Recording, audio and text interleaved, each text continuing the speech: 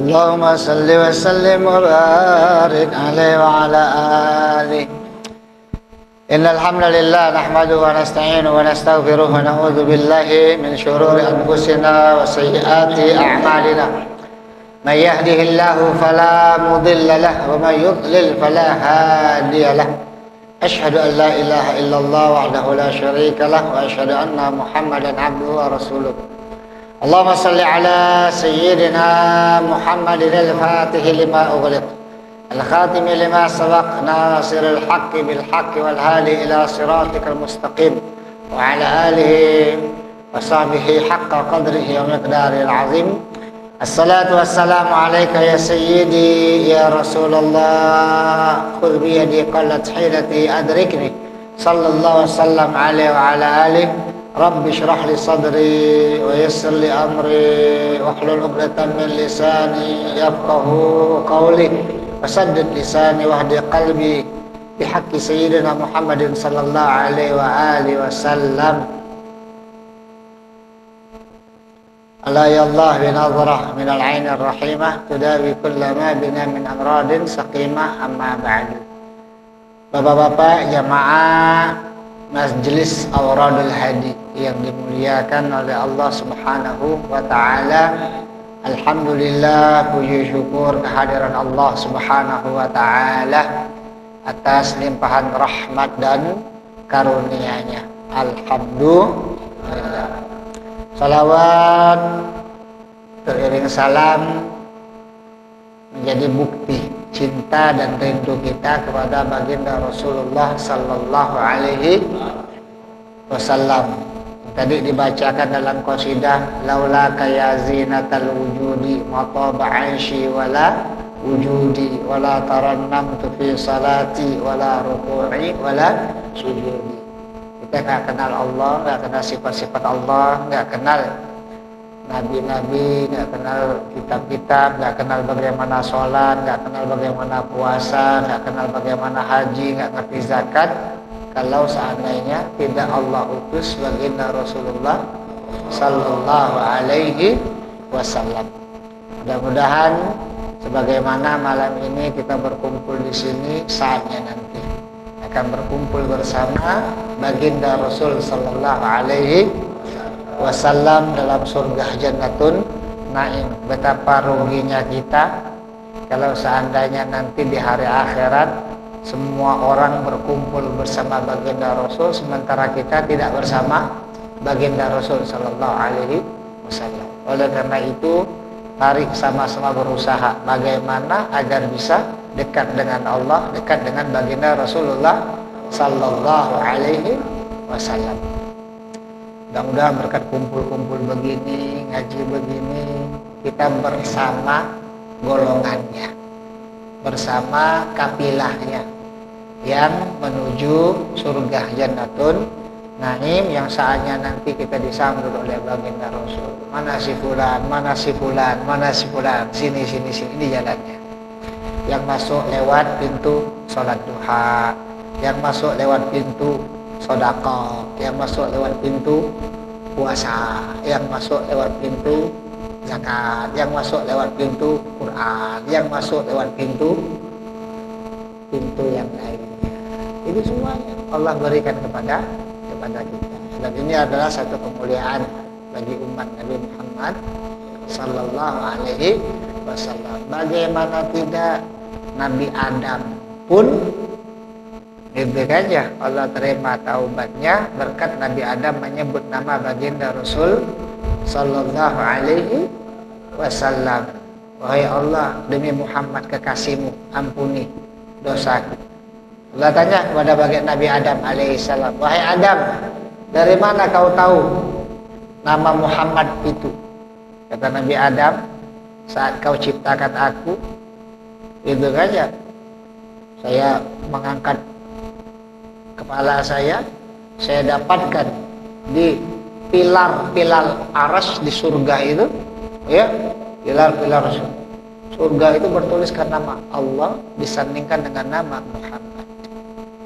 Dari situ saya tahu tidak mungkin ada nama yang disandingkan dengan nama Allah yang Maha Agung kecuali orang yang paling dikasihi oleh Allah Subhanahu wa ta'ala. Lalu Allah mengatakan, wahai Adam, benar, itu adalah keturunanmu yang akan aku utus sebagai nabi terakhir nanti. Jauh sebelum Nabi Muhammad sallallahu alaihi wasallam Allah ciptakan. Maka laula kayazi natal wujudi ma taba aishi wala sujudi wala tarannamtu fi ruku'i wala sujudi. Allahumma salli wa sallim wa barik alaihi wa ala alihi. Bapak-bapak jamaah majelis yang dimuliakan Allah Subhanahu wa ta'ala, kita lanjutkan ngajinya kitab Risalah Adab Sulukil Murid lil Imam Al-Habib Abdullah bin Alawi Al-Haddad, sampai ke pasal yang berikutnya ini ya.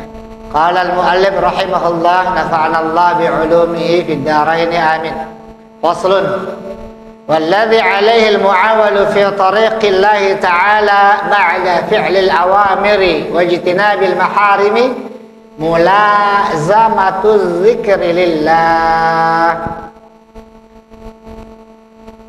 Yang menjadi patokan dalam kita meniti jalan menuju Allah setelah menunaikan kewajiban-kewajiban dan menjauhi larangan-larangan Allah adalah apa? Mulazamatul zikri lillah, senantiasa berzikir kepada Allah Subhanahu wa ta'ala.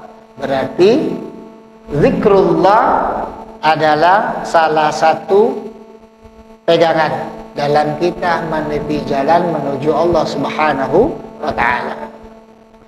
Fa'alaika bihi ayyuhal muridu fi kulli halin wa fi kulli waqtin wa fi kulli makanin bil qalbi wal lisan. Oleh karena itu, sepatutnya bagi kita sebagai orang, sebagai murid yang meniti jalan menuju Allah, untuk senantiasa berzikir secara lisan dan hati. Zikir secara lisan, hati pun ikut hadir. Jadi ketika kita mengucapkan la ilaha illallah, lisan mengucapkan, hati meyakini itu bahwa la ilaha illallah.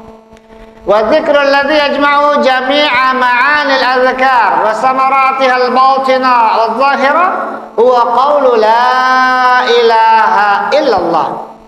Zikir yang mencakup segala macam makna yang terkandung dalam berbagai macam jenis zikir dan juga membuahkan hasil yang secara batin mempengaruhi kepada jiwa kita adalah ucapan la ilaha illallah. Makanya kan afdalu dzikri fa'lamanahu la ilaha illallah. Secara tata bahasa la ilaha illallah ada nafyun, ada isbat. La ilaha menafikan tidak ada Tuhan yang patut disembah. Kemudian illallah menetapkan bahwa hanyalah Allah yang patut disembah. Oleh karena itu dalam kitab Safinatun Najah, makna qauli la ilaha illallah la ma'buda bihaqqin illallah. Tidak ada yang patut disembah secara benar kecuali Allah Subhanahu wa ta'ala. Dalam hadis-hadis yang lain, la ilaha illallah hisni, man dakhala hisni amina azabi. La ilaha illallah itu adalah benteng Allah. Yang masuk ke benteng Allah itu maka tidak akan disiksa oleh Allah Subhanahu wa ta'ala. Man kana akhiru kalamihi min hadhihi dunya la ilaha illallah dakhala jannah. Yang ucapan terakhirnya ketika meninggalkan dunia ini la ilaha illallah dakhalal jannah. Jaddidu imanakum. Rasul Dawuh ya di hadapan para sahabat, jaddidu imanakum, perbaharui selalu iman kalian. Iman menjadi gimana ya Rasulullah? Bagaimana kami memperbarui iman? Biqauli la ilaha illallah. Maka ucapan la ilaha illallah itu adalah zikir yang paling agung, meliputi semua maknanya. Makanya kalau kita perhatikan gitu kan ya, thariqat pasti talqin zikirnya pertama kali adalah la ilaha illallah. Bahkan para ulama-ulama pun pada murid-muridnya, pada jamaah-jamaahnya, kadang satu waktu semua jamaahnya ditalqin, ayo qulu la ilaha illallah. Ini adalah kalimat zikir yang paling agung. Wa huwa dzikrul ladzi yu'maru bi mulazamatihi ahlul bidayah wa yarji'u ilaihi ahlun nihayah. Zikir la ilaha illallah ini bagi pemula itu yang diperbanyak. Bagi ahli nihaya, apalagi kita sudah di ujung-ujung kehidupan, agar bisa mengucapkan la ilaha illallah saat malaikat Israel mencabut nyawa kita, tentu kita harus membiasakan dong dengan mengucapkan la ilaha illallah, karena kita atau manusia ini akan Allah matikan sesuai dengan kebiasaannya. Sering kan kita dapatkan ada orang lagi baca Quran, tiba-tiba Allah panggil. Ada yang lagi sholat, ada yang lagi di pengajian. Itu kan nikmat. Itu nikmat. Matinya insya Allah husnul khotimah. Na'udzubillah kalau seandainya dalam kondisi yang Allah murkai. Na'udzubillah min dzalik. Maka biasakan itu. Yarji'u ilaihi ahlun nihayah. Orang yang pada penghujungnya, bahkan ibarat kata la ilaha illallah itu zikirnya orang awam dan zikirnya para wali-wali kekasih Allah Subhanahu wa ta'ala. Dan la ilaha illallah intipati daripada tauhid. La ilaha illallah itu intipati daripada tauhid. Maka apabila kita dapatkan ada orang masih mengucapkan la ilaha illallah Muhammadur Rasulullah, saudara kita, itu ya, duduk samping kita, dia masih mengucapkan la ilaha illallah, dulur, jangan dimusuhi, betul ya. Maka jangan sampai perkara-perkara yang furu'iyat menjadi satu sebab untuk bermusuhan atau berpecah. Tajma'una kalimat la ilaha illallah, yang menyatukan kita ini adalah la ilaha illallah. Wa Nabi Muhammad mengutus siapa namanya Musa al-Asy'ari diantaranya gitu kan ya, Abu Musa al-Asy'ari ke Yaman sana, itu Mu'az bin Jabal ke Yaman juga, di Allah utus Mu'az bin Jabal sana gitu kan. Selagi mereka mau mengucapkan la ilaha illallah, jangan musuhi mereka. Kalau mereka mengucapkan la ilaha illallah, maka dibaca. Ingat kan dalam perang ada yang sahabat berperang memukul gitu kan ya, padahal dia mengucapkan syahadat ya, mengucapkan syahadat. Kenapa kamu bunuh, kata baginda Rasulullah sallallahu alaihi wasallam.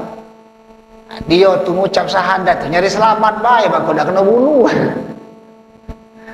Kata baginda Rasulullah sallallahu alaihi wasallam, apa yang membuat engkau yakin kalau dia itu hanya mengucapkan secara lisan saja?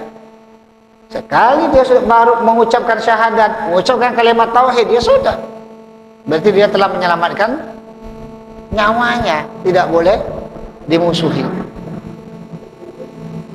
Wa man sarrahu an yadhuqa syai'an min asrarit tariqati wa yukashaf bi syai'in min anwa'il haqiqah falyaqim 'ala dzikri lillahi ta'ala biqalbin hadirin wa adabin ghafirin wa iqbalin sadiqin wa tawjihin khariqin.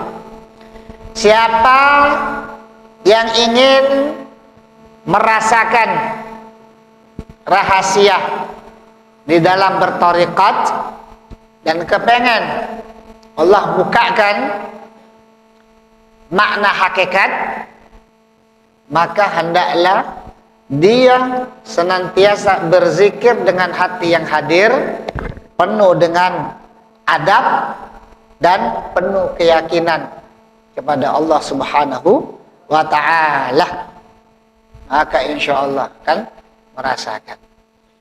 Kita tidak akan merasakan buah dari zikir yang kita baca atau dari sholat, amalan-amalan yang kita lakukan, kecuali kita tunaikan itu secara terus menerus dan dengan hati yang hadir.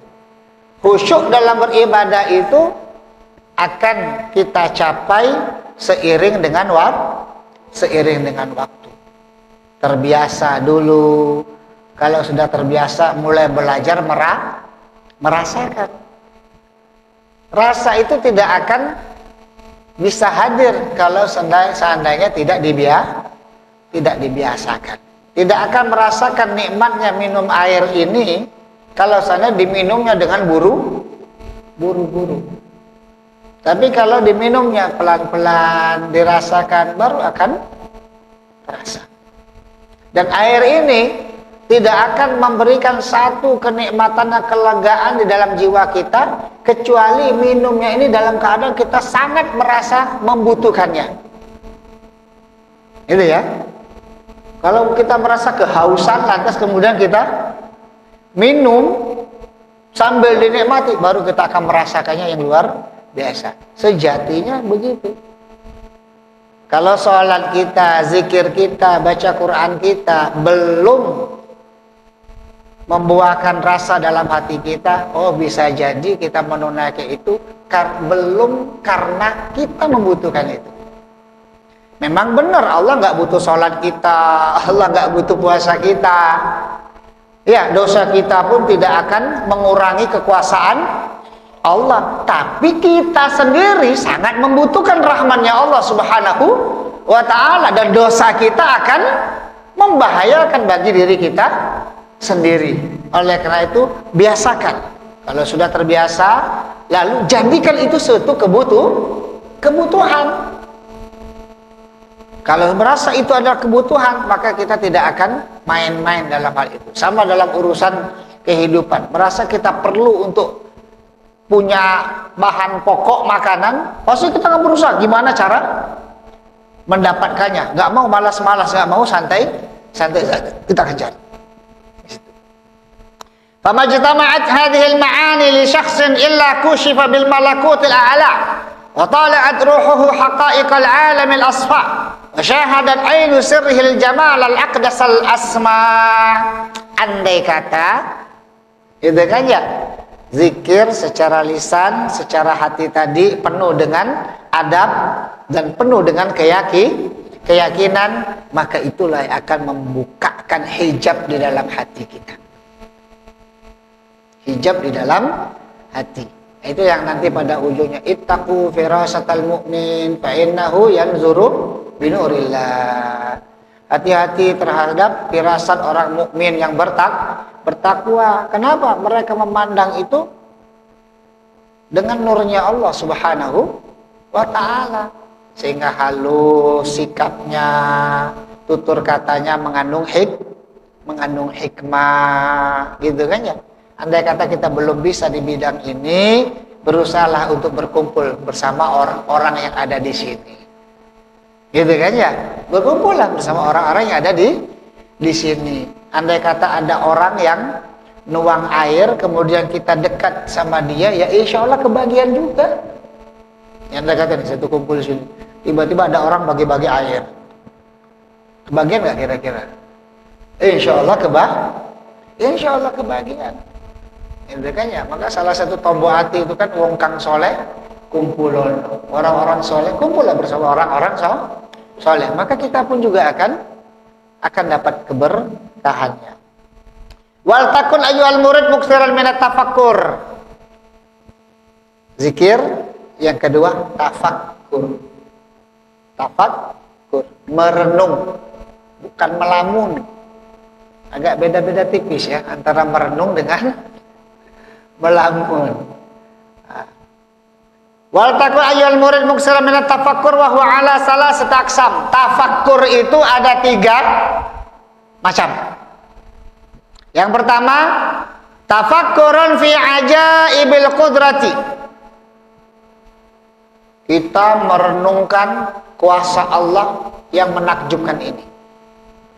Wa bada'i'il mamlakatis samawiyah wal ardiyah, dan keindahan apa yang Allah ciptakan di langit dan di bumi. Renungkan itu bagaimana langit yang tanpa tiang, bintang gemintang, planet-planet yang ada di sana semuanya, dari hari pertama diciptakan sampai sekarang stabil ya. Matahari terbit dari timur, jalan ke ufuk barat, muter lagi gitu kan ya. Gak pernah dia protes, gak pernah ngambek, taat semuanya. Merenungkan keindahan alam ciptaan Allah ini akan menghantarkan kita untuk mengenal Allah dengan segala sifat-sifatnya yang sempurna. Lihat alam semesta, kita tahu gak mungkin alam ini terjadi dengan sendirinya. Pasti ada zat yang wujud, sang pencipta yang ada. Gak mungkin ada sendiri tanpa pencipta, gitu kan ya. Alam ini pasti yang menciptakan lebih dahulu ada, gitu ya. Kita kan tahu bahwa satu saat akan binasa. Berarti yang membinasakan yang menciptakannya juga. Dia kekal abadi, tidak akan binasa. Menciptakannya maha kuasa, nggak mungkin membutuhkan pertolongan, berdiri sendiri. Tidak ada yang menyerupainya secara zat, secara sifat, secara af'alnya. Nggak akan ada yang menyamai. Alam begitu luas, berarti Allah itu hidup. Gak mungkin benda mati atau berpotensi mati, pasti hidup kekal abadi. Maha mengetahui apa yang dilakukan, apa yang terjadi, maha melihat, maha mendengar, berbicara. Ini supaya mengantar kita untuk mengenal Allah. Mengenal Allah artinya apa? Mengenal Allah dengan segala kesempurnaannya. Kita meyakini bahwa Allah itu adalah yang paling berhak untuk yang disembah, memiliki sifat yang sempurna, tidak ada cacat dan kurangnya. Apa yang terpikir di otak kita tentang Allah, maka Allah tidak sama dengan itu semua. Laisa kamitslihi syai'un. Tidak ada satupun yang menyerupai Allah Subhanahu wa ta'ala. Semakin akan kita memikirkan hakikat zatnya Allah, semakin tidak akan pernah mencapai. Kenapa? Karena akal ini adalah makhluk ciptaan Allah Subhanahu wa ta'ala. Oleh karena itu tafakkaru fil khalqi wala tatafakkaru fil khaliq. Renungkan ciptaan Allah, jangan merenungkan hakikat zatnya Allah Subhanahu wa ta'ala. Melihat ciptaan Allah begitu indah ini, mengenal kekuasaan Allah, maka kita akan mengenal Allah Subhanahu wa ta'ala. Yang kedua, tafakkur fil ala wan ni'am. Renungkan nikmat-nikmat yang Allah berikan kepada kita. Ujian yang Allah berikan masih lebih sedikit dibandingkan nikmat yang Allah kasih. Oleh karena itu jangan persempit pemahaman nikmat. Ya, jangan dipersempit pemahaman nikmat. Nikmat itu bukan sebatas kertas-kertas merah yang ada angkanya itu. Tapi nikmat lebih dari itu. Kita berkumpul silaturahim seperti ini nikmat. Kita punya keluarga yang baik, itu juga nikmat. Kalau kita merenungkan, melihat nikmat-nikmat yang Allah berikan kepada kita yang tak terhingga nilainya, natijatuhul mahabbah lillah, akan muncul mahabbah, akan muncul cinta kepada Allah Subhanahu wa ta'ala. Betapa baiknya Allah kepada kita. Tanpa pernah kita minta untuk diciptakan, Allah ciptakan. Semuanya Allah kasih.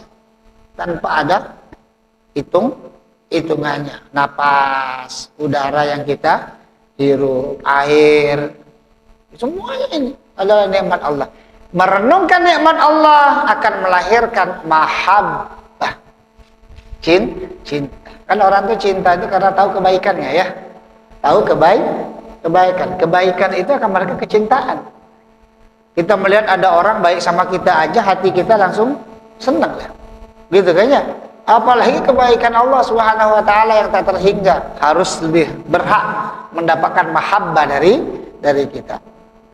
Yang ketiga, tafakkur fid dunya wal akhirah wa ahwalil khalqi fihima. Renungkan, bandingkan antara dunia dengan akhirat. Gitu kan ya? Dunia dengan akhirat. Apa yang ada di dunia dan apa yang Allah janjikan di akhirat.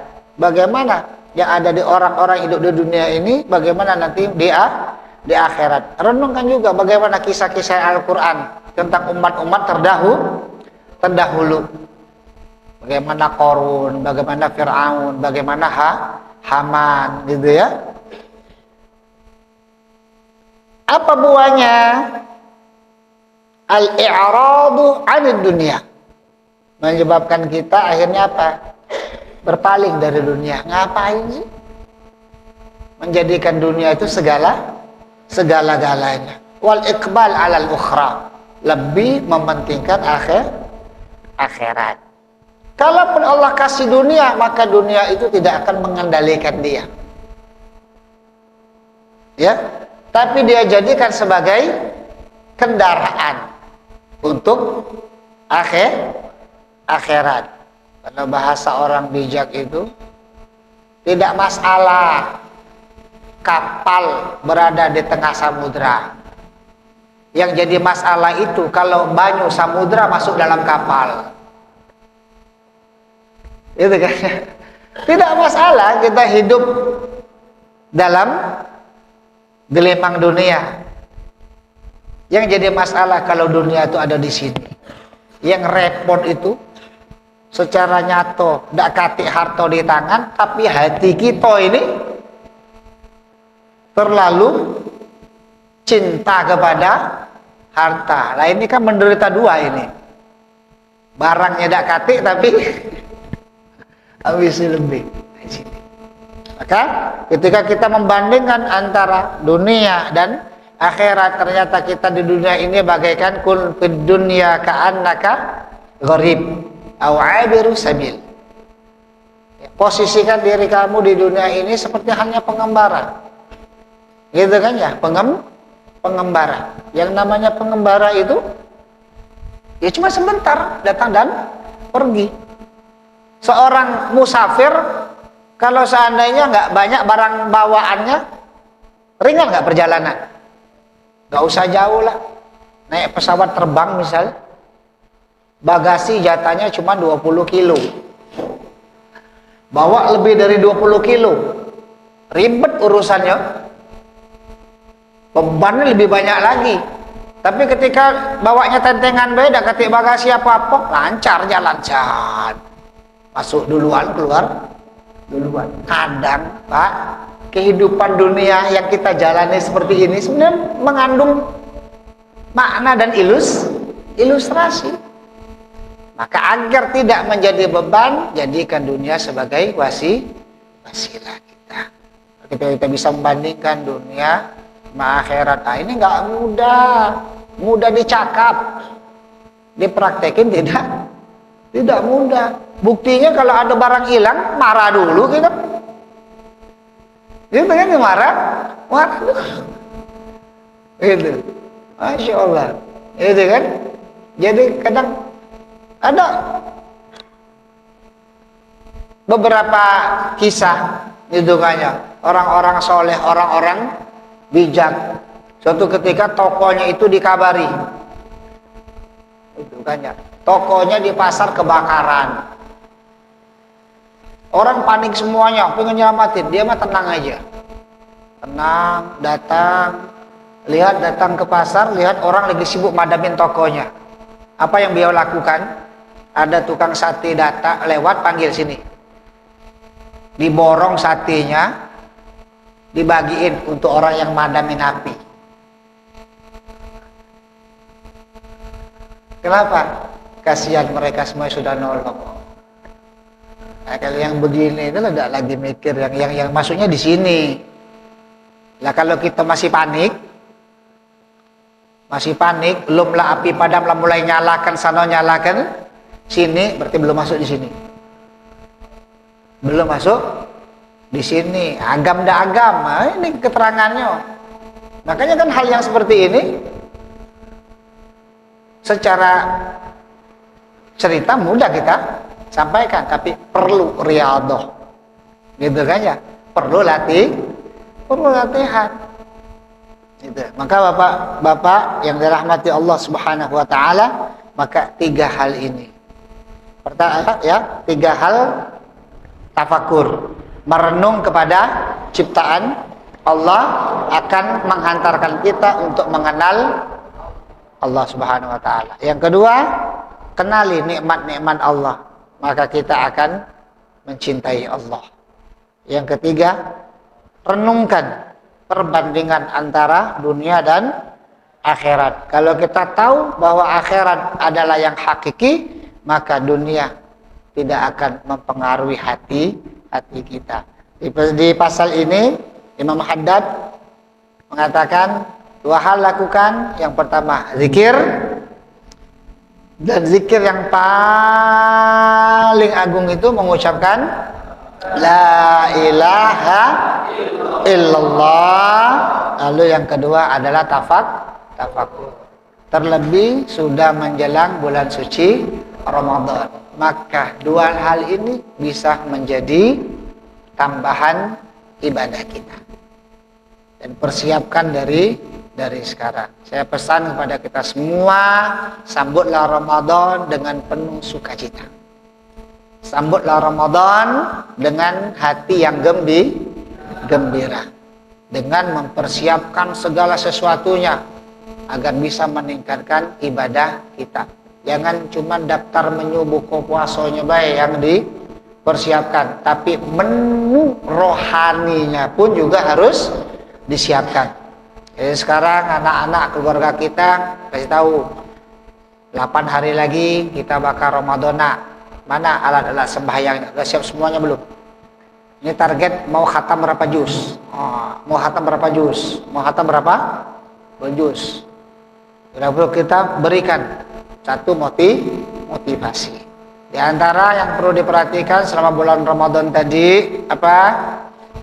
Perbanyak ibadah, terutama di malam hari. Apa yang dilakukan malam hari itu? Tarawih. Iya, tarawih. Tarawih ini jadikan media untuk bersatu. Gitu kan ya?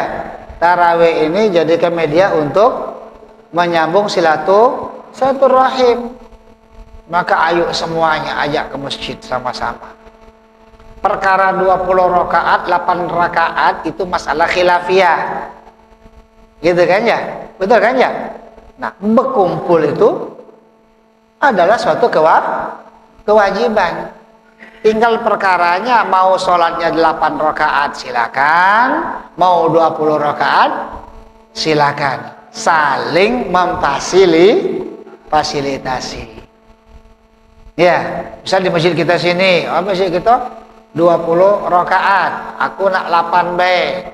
Ya sudah, selesai 8 mundur. Gitu kan ya? Macam itu. Air tak lemak, aman tak lemak lanjut. Lah kan kira-kira. Kalau enggak enak lah, lanjut. Bisa seperti itu. Gitu kan ya? Indahlah insyaallah. Nah, banyak ibadah malam sebelum sahur, sempatkan qiyamul lail. Sempatkan tahajud. Yang tadi belum sempat witir, sempatkan setiap malam. Gitu kan ya? Nah ini. Selanjutnya Bapak dan Ibu, tadi Perbanyak baca Quran, bisa ditambah juga dengan tadi apa? Zikir dan tafakkur. Ya. Selanjutnya di dalam waktu sahur, perhatikan, puasa ini sama kayak lomba. Yang namanya lomba itu syarat dan ketentuan berlaku. Maka perhatikan betul apa yang membatalkan puasa. Jangan sampai puasanya batal kita tidak tahu, gitu ya. Nah, yang terpenting dalam puasa itu niat. Niat itu setiap malam yang sholat tarawih di masjid, insya Allah berniat, gitu kan ya. Nah, yang galak lupa niat ini, yang tidak sempat ke masjid, gitu kan. Lah tidak niat malam, kesiangan pula. Nah, ini yang repot itu ya. Nah, ini niat. Yang kedua, hindari hal-hal yang membatalkan yang masuk dari lubang-lubang terbuka, mulut, telinga, hidung, kubul, dan ini perhatikan gitu. Nah, selanjutnya gitu ya, kalau kita lomba lari ada setar, ada finish, gitu kan ya. Itu yang berlaku kan, sama, ada startnya terbit fajar, finishnya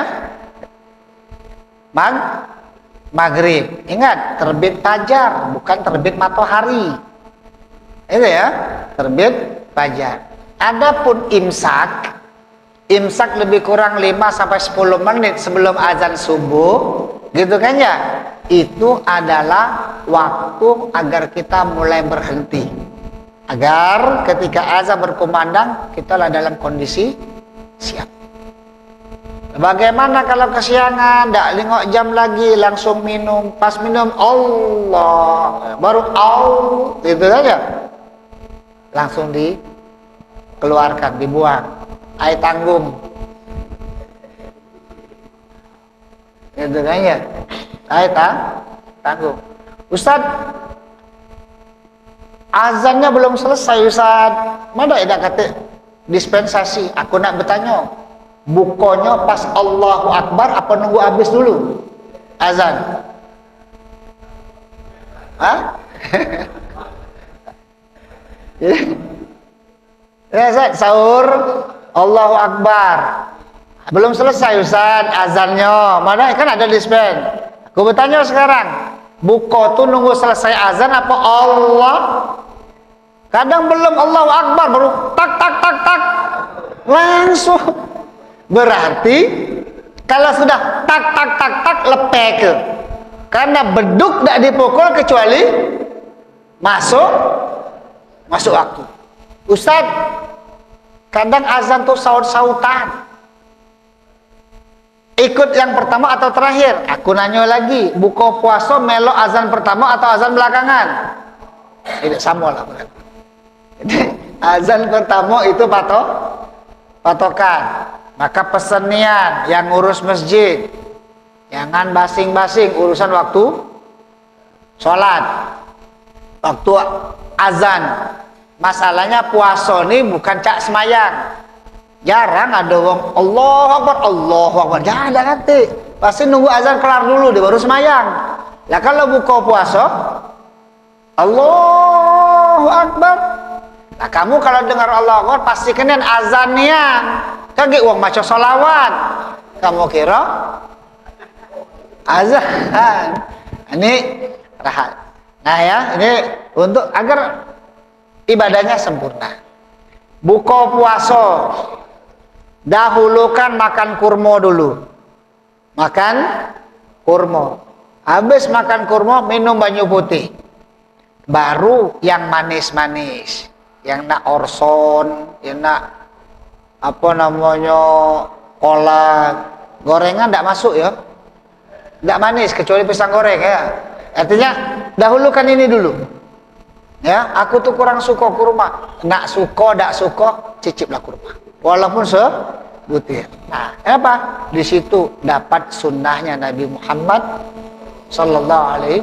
Karena kita ini tidak ketemu kurma kecuali bulan puasa.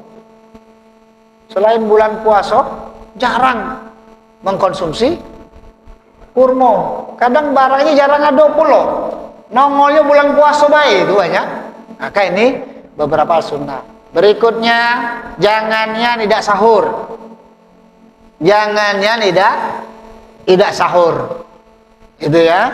Walaupun cuman minum. Itu. Kenapa? Ada berkahnya di situ. Kenyang kayak apa? Sahur. Jangan dah sahur. Sebaik-baik sahur itu yang waktunya semakin mepet ke waktu subuh. Oh, sahur pukul 2 dan sahur tidur. Bangun subuh, udah lapar lagi. Nah, ini beberapa hal untuk menjadi perhatian bagi kita semuanya. Ya, niat puasa itu yang wajibnya cuman nawaitu sauma Ramadan. Itu cukup. Nawaitu sauma Ramadan cukup. Jadi kalau yang bingung-bingung, nak ngapal sepanjang ida gitu ya. Adapun nawaitu sauma ghadin an ada'i fardi syahri ramadhani hadhihi sanati lillahi ta'ala, itu lengkap. Ya, nawaitu sauma Ramadan cukup. Atau nawaitu sauma ghadin an Ramadan juga boleh. Ini beberapa. Ayo Ustaz, dah baca bahasa Indonesia, pakai bahasa Indonesia. Jadi, aku niat puasa Ramadan mulai besok. Intinya diniat, gitu ya. Baik, Bapak-bapak yang dirahmati Allah SWT, tinggal lebih kurang seminggu lagi. Ingatkan anggota keluarga kalau ada yang masih punya tanggungan puasa, ya, agar bisa segera dibayar. Sebab kalau lewat masuk Ramadan masih punya utang, selain wajib qada, dia harus bayar fidyah. Dia harus bayar fidyah. Fidyah itu berapa? 1 mud. 1 mud itu ya lebih kurang 6 on seperempat, 6 on setengah lah. Itu dibayarkan. Untuk berapa? 1 hari. Kalau 2 hari berarti kali 2. Kalau 3 hari kali 3. Kasihkan kepada siapa? Fakir miskin, ya. Mudah-mudahan masjid kita ini membawa berkah buat semuanya, dan semua masjid di Lubuk Linggau ini mudah-mudahan menjadi sumber berkah, sumber persatuan, sehingga semuanya rame orang datang ke masjid gitu kan ya, untuk sholat tarawih berjamaah, untuk tadarus Al-Quran gitu, untuk wirid, zikir. Bahkan selama Ramadan semua masjid, semua mushola pasti ada yang namanya kultum gitu kan ya. Ini semuanya adalah suatu hal yang patut kita syukuri. Ramadan penuh dengan berkah gitu ya. Dan kalau memungkinkan Ramadan nanti perbanyak sedekahnya juga gitu kan ya, berbagi buku puasa gitu kan ya, atau infak dan sodako gitu ya. Mudah-mudahan Allah berikan kita kesehatan lahir dan batin, bisa jumpa dengan Ramadan dalam keadaan sehat walafiat, dan bisa menunaikan ibadah lebih baik, lebih banyak, lebih sempurna. Al-Fatihah. Bismillahirrahmanirrahim. Alhamdulillahirabbil alamin arrahmanir rahim maliki yaumiddin iyyaka na'budu wa iyyaka nasta'in ihdinas siratal mustaqim siratal ladzina an'amta 'alaihim ghairil maghdubi 'alaihim waladdallin amin. Allahumma shalli wa sallim ala sayyidina Muhammadin wa ala ali sayyidina Muhammad. Allahumma ighfir lana dzunubana wa dzunub walidina warhamhum kama rabbawna shighara. Allahumma ya muqallibal qulub tsabbit qulubana ala dinika wa ala ta'atik. Allahumma ya muhawwilal ahwal hawwil halana ila ahsanil hal. Allahumma la mani'a lima a'taita wa la mu'tiya lima mana'ta wa la radda lima qadaita wa la yanfa'u dzal jaddi minkal jadd. Allahumma barik lana fi Rajab wa Sya'ban wa ballighna Ramadan wa a'inna 'ala siyam wal qiyam wa tilawatil Qur'an ya Hannan ya Mannan ya Qadimal ihsan ya Dzal jalali wal ikram.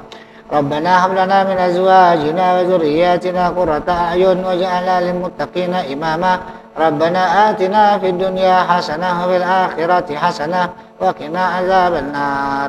Sallallahu ala sayyidina maulana Muhammadin wa ala alihi ajmain walhamdulillahi rabbil alamin. Mohon maaf atas segala kekurangannya. Billahi hidayah wa taufiq wa ridha wal inayah. Wassalamualaikum warahmatullahi wabarakatuh.